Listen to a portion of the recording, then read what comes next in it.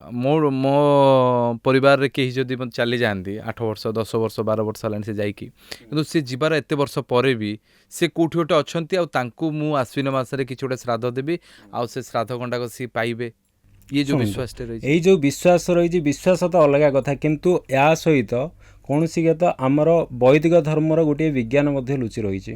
ଆଚ୍ଛା। ଘଟଣାଟା କ'ଣ ହେଉଛି, ଯେତେବେଳେ ଆମେ ଆଶ୍ୱିନ ମାସରେ ବା ବର୍ଷା ଋତୁ ପରେ, ଶ୍ରାବଣ ପରେ ଯେଉଁ ଭାଦ୍ରବ ଆଶ୍ୱିନ ମାସରେ ପ୍ରାୟତଃ କାଉ, ସେଇ ସମୟରେ ପ୍ରାୟତଃ କାଉମାନେ ଅଣ୍ଡାରୁ ଫୁଟନ୍ତି।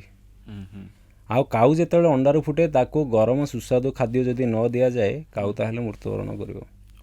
ଆଉ କାଉ ହେଉଛି ଆମ ଜୀବନର ଗୋଟିଏ ଆଧାର। ଏଇଥିପାଇଁ କାଉକୁ ଆମେ ଶୁଭ ପକ୍ଷୀ ରୂପରେ ମାନୁ।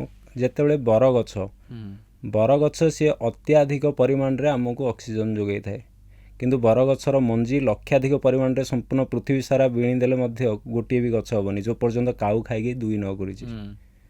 ଠିକ୍ ଅଛି, କିନ୍ତୁ କାଉକୁ ଯେଉଁ ଗରମ ସୁସ୍ୱାଦୁରୁ ଖାଦ୍ୟ ନ ମିଳିବା ଦ୍ୱାରା କାଉ ଯେତେବେଳେ ତା'ର ପ୍ରାଣହାନି ଘଟିବାର ଯେତେବେଳେ ସମ୍ଭାବନା ଆମର ପୂର୍ବଜ ମୁନି ଋଷିମାନଙ୍କୁ ଦେଖାଗଲା, ସେତେବେଳେ ତାଙ୍କେ ଏଇ ଆଶ୍ୱିନ ମାସରେ ଶ୍ରାଦ୍ଧର ପରମ୍ପରା ବାହାର କଲେ ଏବଂ ଛାତ ଉପରକୁ ଆମର ଯେଉଁ ଖାଇବା ଫୋପାଡ଼ିବାର, ଯାହାଦ୍ୱାରା କି କାଉ ଆସିକି ଖାଇଲେ ଆମ ପିତୃପୁରୁଷକୁ ମିଳିବାର ଯେଉଁ ବର୍ଣ୍ଣନା ଆମକୁ ଯେଉଁ କଥା ଯେଉଁ ଶୁଣିବା ପାଇଁ ମିଳେ, କିନ୍ତୁ ତା ସହିତ ସେ ଆମ ଜୀବନଶୈଳୀର ଗୋଟେ ଆଧାର ମଧ୍ୟ।